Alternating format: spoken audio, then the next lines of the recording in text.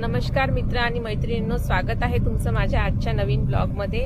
आज आम्ही शेगावला जायला निघालो आहेत। आज खूप सुंदर असा योगायोग आला अक्षय तृतीयेच्या दिवशी आणि शेगाव दर्शनाचा लाभ मिळाला आम्हाला। आणि मधातच या तिघांनाही भूक लागली होती, तर आम्ही नाश्ता करायसाठी थांबलो।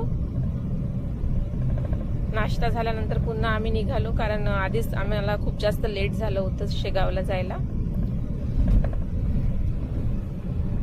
बघा, आता आम्ही शेगावच्या मंदिरामध्ये पोहोचलो आहे।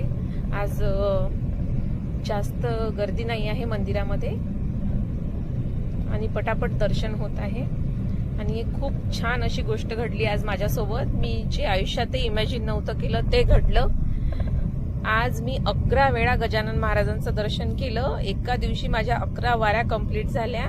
मी कधीच आयुष्यात असा विचार नव्हता केला की माझ्यासोबत कधी असंही घडेल।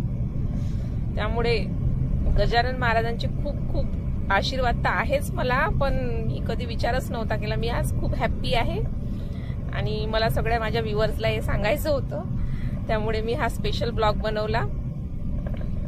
आणि सगळ्या गजानन महाराजांच्या भक्तांना रिक्वेस्ट आहे की माझ्या व्हिडिओला सबस्क्राईब करा, लाईक करा, शेअर करा। हे बघा, दर्शन पण पटापट आटोपले। त्यानंतर आम्ही जेवणाच्या लाईनमध्ये लागलो। आम्ही इथे शेगावला आलो की महाप्रसाद मंदिरामध्येच घेतो। खूप छान असा महाप्रसादाची व्यवस्था असते इथे शेगावला मंदिरामध्ये, आणि मॅनेजमेंट तर खूपच छान आहे।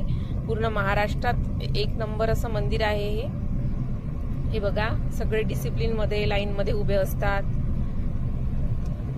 हा माझा मुलगा आहे राजवीर। हे गजानन महाराजांचे सेवेकरी आहेत, हे सगळ्यांना जेवण वाढतात। त्यांचं डेली रुटीन असते ते, आणि इतकं छान असं जेवण मिळालं आज अक्षय तृतीयेच्या दिवशी। गजानन महाराजांचा महाप्रसाद, खूप छान असा भंडारा होता। माझा व्हिडिओ आवडला असेल तर माझ्या व्हिडिओला सबस्क्राईब करा। खूप खूप धन्यवाद।